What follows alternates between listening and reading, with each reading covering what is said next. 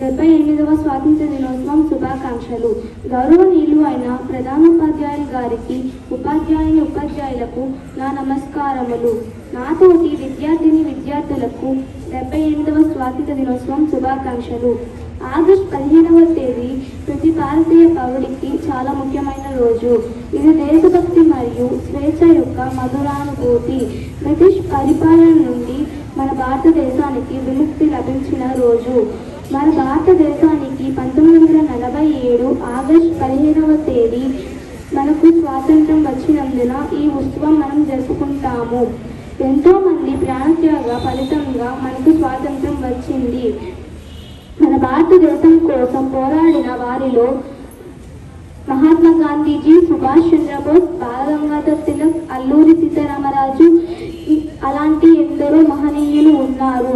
ఎంతో మంది ప్రాణత్యాగ ఫలితంగా మనకు స్వాతంత్రం వచ్చింది. ఈ రోజున వారందరినీ గుర్తు చేసుకుంటూ స్వాతంత్ర దినోత్సవం జరుపుకుంటాము.